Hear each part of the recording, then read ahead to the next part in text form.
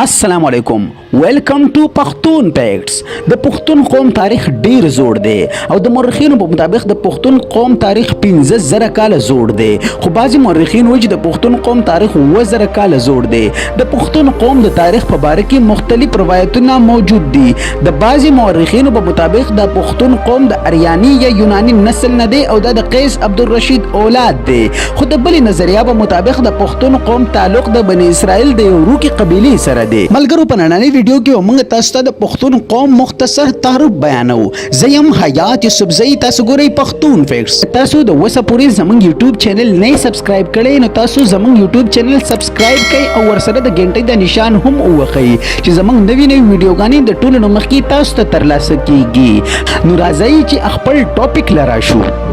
نو څنګه چې موږ تاسو ته وی چې بعضی مورخین د پښتون قوم تاریخ ته بنی اسرائیل د یو روکي قبیلې سره وایي نو د هغو په مطابق کله چې بابل بادشاه بخت نصر په بنی اسرائیل باندې حمله وکړه او په دوی باندې ظلمتاری وکړه نو ډیرو خلکو هجرت وکړو او د غور په غرونو کې آباد شو هم په دغه وجه د افغانستان اخیری بادشاه ظاهر شاه مرحوم دا اقرار کوي چې د هغه تعلق د بنی اسرائیل د بنی یمین قبیلې سره دی کوم مؤرخینو چې پښتون قوم د قیس عبدالرشید اولاد قرار کړی دی نو د هغو په مطابق د پښتون قوم سردار قیس عبدالرشید د حضور صلی الله علیه و آله وسلم په خدمت کې حاضر شو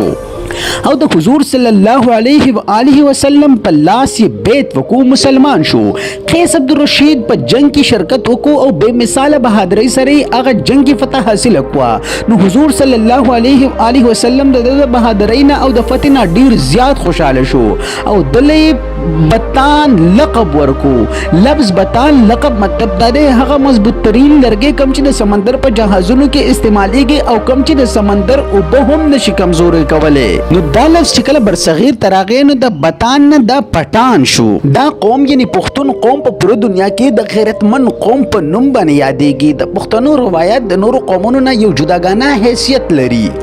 هم په دې کې یو څو موږ تاسو ته دلته ذکر کوو چې د پښتون هغه زړه روایت کوم چې اوس هم برقرار دي په هغې کې لاول نمبر جرګه هغې ته ویل کېږي چې کله په یو کلي کې یا په یو ځای کې څه غویمو یا څه لانجه یا څه مسله وشي نو بیا د کلي یا د هغه ځای د هغه مشران راټول شي او هغه دواړه خلکو له کومو چې یا غویمو یا څه فساد کړی د هغو دواړو نه واک اختیار والي او بیا دواړه یو ځای کې نه بیا چې د کلي مشران کوم فیصله وکړي نو هغه دواړه تربګنې چې دي هغه به هغه د کلي د مشرانو خبرې باندې ښه کوي هم دغې ته جرګه ویل کېږي او بیا د کلي هغه مشران چې څه فیصله وکړي نو دواړه به هغې ته سرکوزي او دواړه به یې مني په دویم نمبر دا پښتونولي د قبایلي معاشري آئین او دستور دی کوم چې د پښتونولي په معنو کې استعمالیږي مثلا د وینې بدله اخیستل د پناه اخیستو والا لپاره اخري دمه پورې ودرېدل او د سپرد شوي جایداد د اخري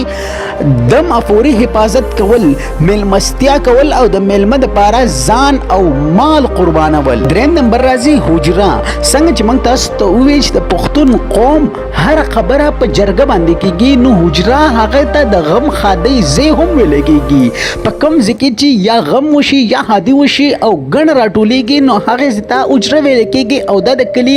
یو خاص ځای جوړ شوی کومې ته چې په بعضې جبو کې بیټک هم ویل کېږي نو په دغه کې د کلي دغه خلک هر ماښام راټولېږي او خپلې چې کوم مسلې مسایل وي هغه دغې نه یو بل خبروي او د دې سره سره د غم خادۍ خبر هم په دغه کې